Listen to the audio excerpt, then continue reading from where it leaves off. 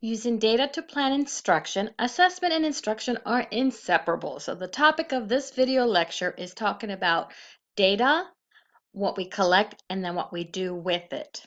One second, let me click here. All right, let's get started. So here's a quote by James Turner. I'm going to tell you in a minute who he is. He says, data, data everywhere, so much it's hard to think. Data, data everywhere, if only it would link. So according to James Turner, he said, don't you ever feel like the new buzz phrase data-driven instruction just means gather all this data and then never do anything with it? Well, James Turner, the head of the assistance team for a Pennsylvania school district, feels the same way across America. Educators, parents, and students are swimming in an overload of data, much of it which seems to be unrelated and difficult to use. The real trick is deciding what data is helpful, what data is useless, and how to use data effectively. Since we're talking about data, data, data, I wanted to get a definition for data. So therefore, I went to my trustworthy dictionary.com. I could have gone to Webster, but dictionary.com is what I used.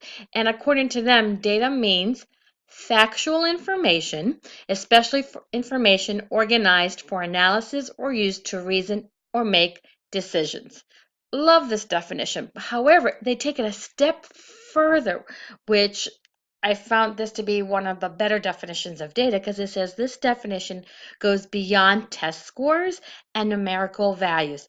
It encompasses factual, objective information about the child. So not only are we looking at the numerical values, the test scores, we're also looking at the whole child. We're taking into consideration the kid watch and those observational anecdotal notes that we're taking when a child is in the reading class, in the reading group, in the LA group. How are they reacting to the lesson? Are they avoiding it? Are they motivated? What do they understand? What's the body language? So I love this definition because of that. A picture may be worth 1,000 words. So let me show you some pictures. Oh. So just by looking at that, you can glean some wonderful pieces of data from the observational standpoint. Here we go, and here we go. But in education, information speaks volumes. Again, keep in mind the definition we just talked about in gathering information, but also the observations we make about the child. Assessment and instruction. Data analysis can provide a snapshot of what students know, what they should know, and what can be done to meet their academic needs. So it's really important about what decisions are we making as educators of assessments that we give to our students, whether they are for progress monitoring or if it's a pre-assessment. We need to know what they know. We need to know the end goal of where they should be at the end of the school year, and then what can we do to get them there. With appropriate analysis and interpretation of data, educators can make informed decisions that positively affect student outcomes. So if we give an appropriate assessment, a meaningful assessment, and we get the data from it, and then we use it appropriately and move forward, that does drive instruction and definitely impacts student performance. So why bother with data? So this is interesting. I found this in Applying Educational Research, a practical guide, 1999. Yes, folks, a little while ago, but I do feel it is pertinent to today as well. So why bother with data? Data leads a teacher to being able to reflect on their own practices. If you are a teacher that you are analytical about your own performance, you're going to be more reflective. For example, if you are doing a lesson and you see that the students are not progressing or they're not understanding, do you continue to go on with that lesson or do you just stop there and change pathways? Again, reflecting on your own practices. I'm going to tell you a little story about that in a minute. Again, data helps us to generate new strategies to reach students. So based on the information we gather from that data, whether they are mastering or not mastering it, we're going to have to come up with new ideas how to reach the students.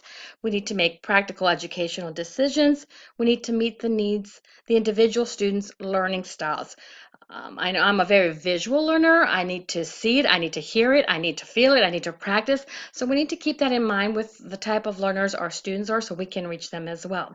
We need to determine and reevaluate previous decisions for effectiveness. So what we've done in the past, does it work? If not, how are we going to change it?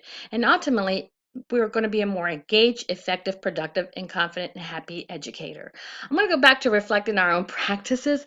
When I was a third grade teacher, I do remember I was doing this lesson. I had all my third graders on the rug, and it was some kind of a writing lesson. It was a long time ago, and I remember teaching them, and the kids are attentive and they're nodding their heads. They had that nice gleam in their eyes that they understand what's going on. Then I sent them off to their desks to go ahead and go work. And as I'm walking around from student to student, I noticed myself repeating over and over again the same questions to the students. So then at some point I said, wait a minute, what didn't I say that it didn't trigger them to understand what to do? What didn't I do in my teaching points that they couldn't grasp? So at that point, I had them stop, gather them back in the rug, and reteach the lesson in a different way so they would clearly understand it and asking more questions. So we have to reflect on our practices. It's okay that they didn't get it the first time. So it's being evaluative on our own part.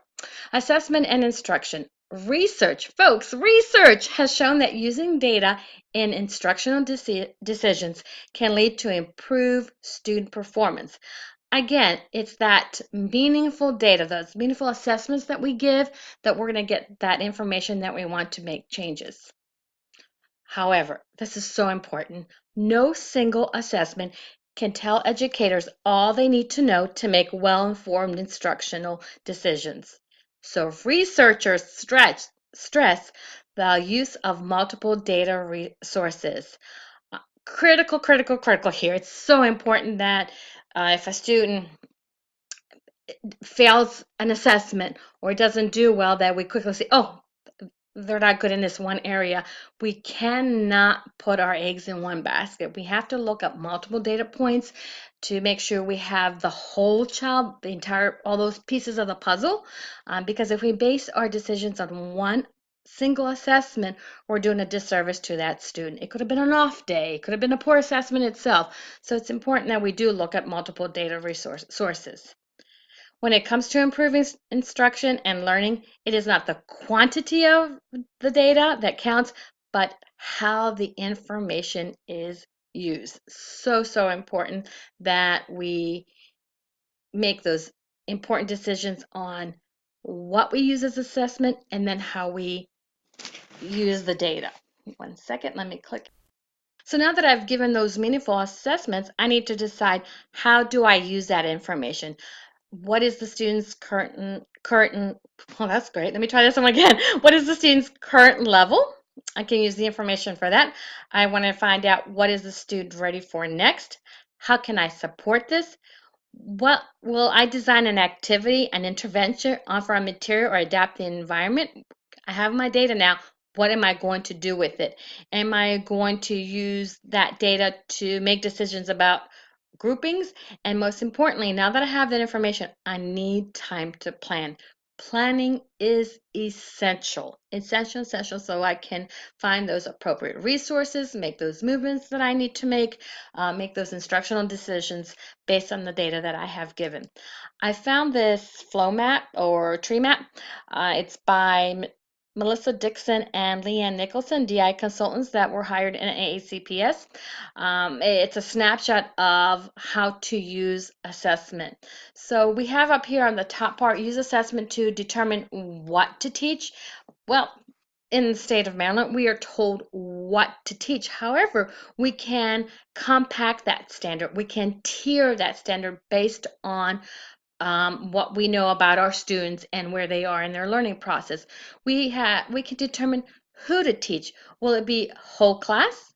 will be in flexible groups or it will be one-on-one. Again, the assessment will drive us to determine those practices. We're going to determine how to teach. Learning profiles are used, multiple intelligence. We need to engage our students. Motivation is huge in getting students to see the value in what they're doing and keep them engaged in the learning process as well. We need to determine if changes are needed to be made based on our pacing, our grouping, our practices, and our interventions. So we constantly need to take a look at where we are in our curriculum, how our students are grouped, the practices that we use to implement those techniques, and if interventions are needed for our students. And then again, for mastery of the standard, the one thing I am huge on, is that our students have a variety of products to show us what they know. It doesn't always have to be an assessment where they are doing multiple choice or fill in the blank or the standard way that we assess our students. Sometimes it's best to be more of a project, like an inquiry-based project that they have to show us what they know. So folks, I hope that you walk away really thinking about what we give to our students as assessments, that it's a meaningful assessment, a meaningful document, and then when we do retrieve that data from how they perform, what do we do with it? So, and not to make decisions on one single assessment, and be evaluative not only in how the students perform, but then our own performance as educators.